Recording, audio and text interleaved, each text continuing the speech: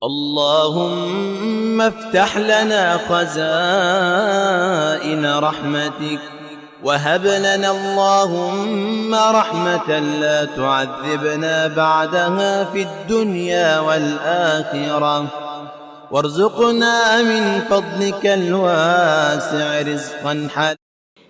السلام عليكم ورحمة الله وبركاته.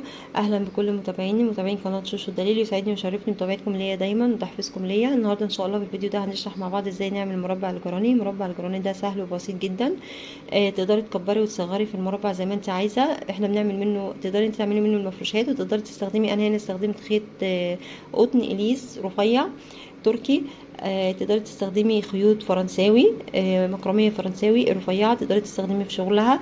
سهل جدا، وان شاء الله باذن الله يكون الفيديو سهل بالنسبه لكم، واسيبكم مع الفيديو. بسم الله الرحمن الرحيم. الخيط اللي هستخدمه خيط قطن اليس تركي. الابره اللي هستخدمها معايا ابره مقاس 3. في البدايه هنعمل حلقه البدايه، وهشتغل 5 سلاسل.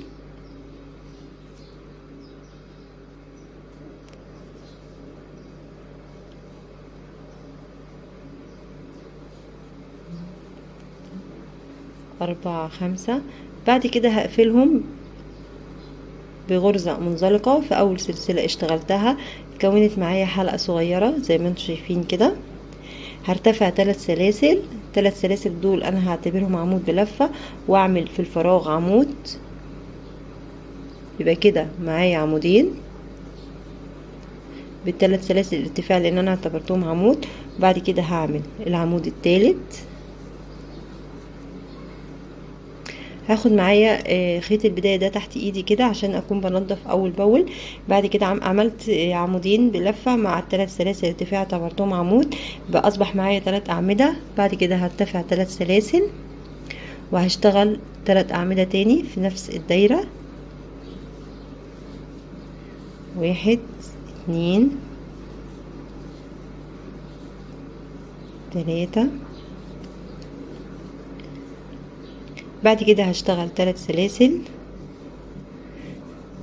وهعمل 3 أعمدة تاني في نفس الدايرة.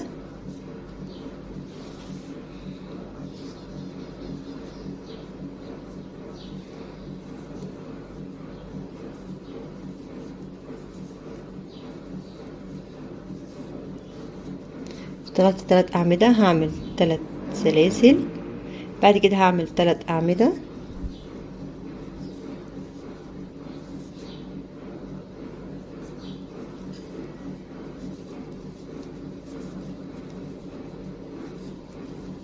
اشتغلت 3 أعمدة، هشتغل 3 سلاسل. بعد كده هقفل بالمنزلقة في 3 سلسلة من ال3 سلاسل اللي انا عملتهم الارتفاع. هقفل بمنزلقة. اصبحت معايا الدايرة بالطريقة دي.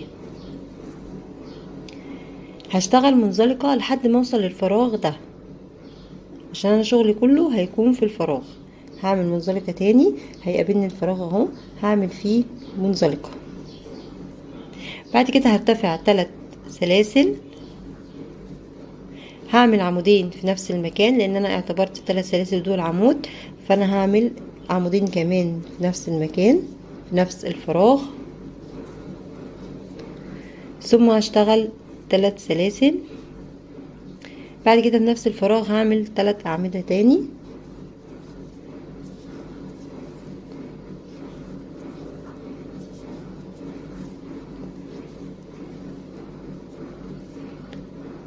اصبح معايا زي صدفة اشتغلتها. بعد كده هروح للفراغ اللي بعديه، هعمل فيه 3 أعمدة،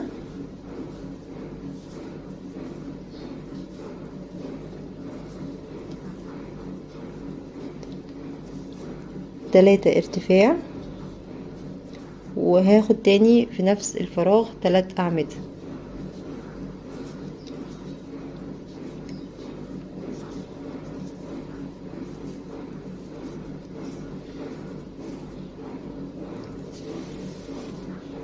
الفراغ اللي بعديه هشتغل 3 أعمدة،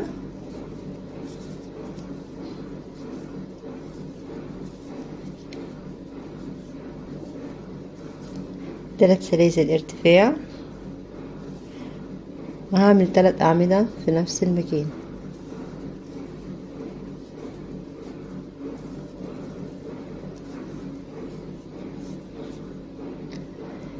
اخر فراغ عندي هعمل فيه 3 أعمدة،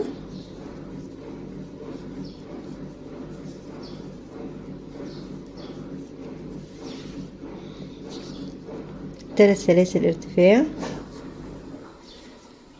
وفي نفس المكان في نفس الفراغ 3 أعمدة.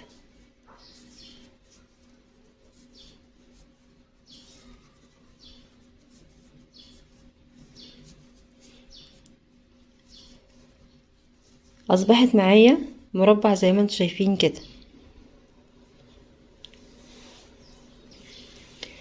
هنا أنا هقفل في تالت سلسلة ارتفاع، بس هغير اللون.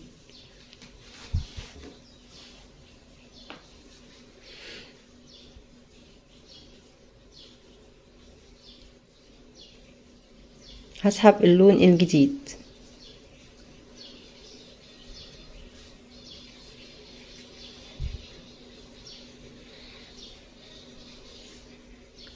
وهاخد خيط البداية تحت ايدي وانا شغالة كده.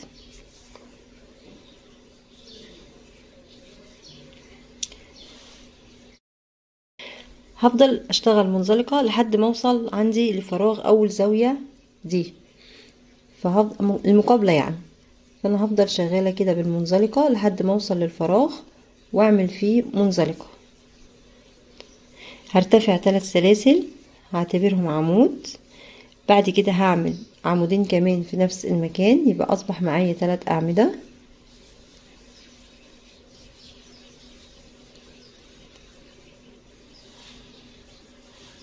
بعد كده هرتفع 3 سلاسل، وفي نفس المكان هشتغل 3 أعمدة كمان.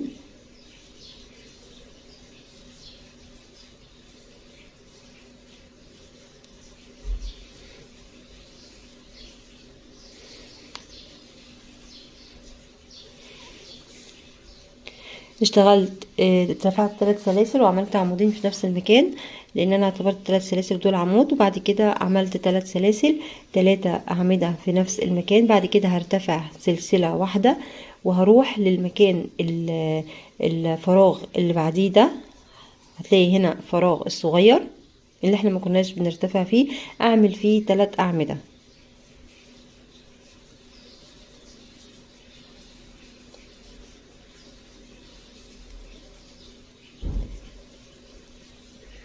بعد كده هرتفع سلسلة واروح هنا للزاوية المقابلة دي، هعمل 3 أعمدة، 3 سلاسل ارتفاع، 3 أعمدة.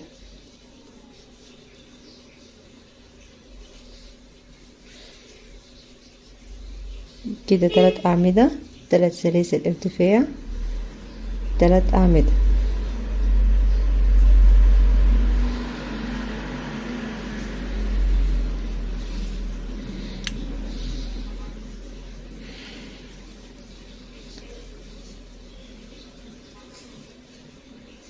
بعد كده هرتفع سلسلة وهيقابلني فراغ صغير هعمل فيه 3 أعمدة.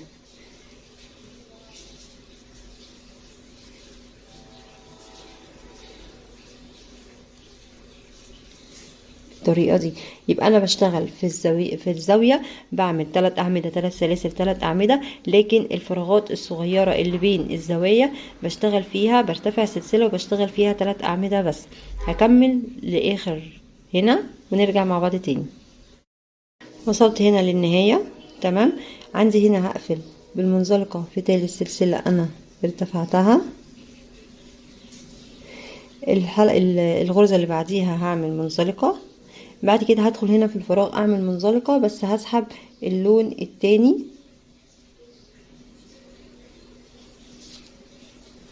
عشان اشتغل بيه منزلقة.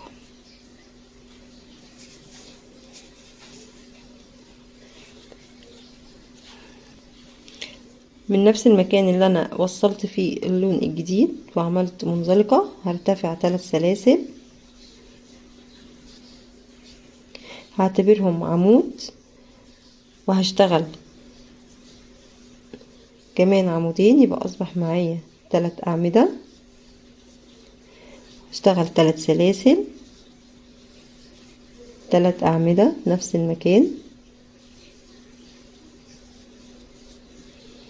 بعد كده سلسلة هيقابلني الفراغ الصغير هعمل فيه 3 أعمدة، يعني انا هكرر السطر اللي فات كله.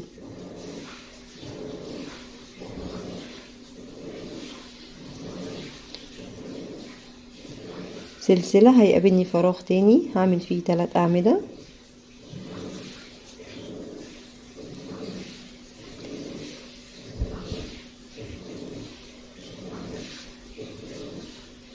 سلسلة ارتفاع هيقابلني الزاوية هشتغل فيها 3 أعمدة، 3 سلاسل ارتفاع، 3 أعمدة، وهكمل المربع للآخر.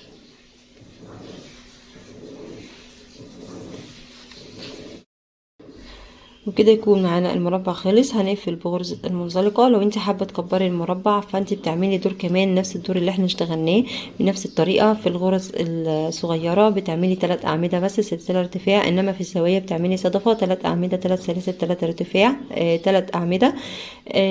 بالطريقة ديت بيكون المربع خلص بالنسبة لك. حابة تكبري او حابة تصغري عن كده مفيش مشكلة. اشوفكم في فيديو جديد على خير ان شاء الله، والسلام عليكم ورحمة الله وبركاته.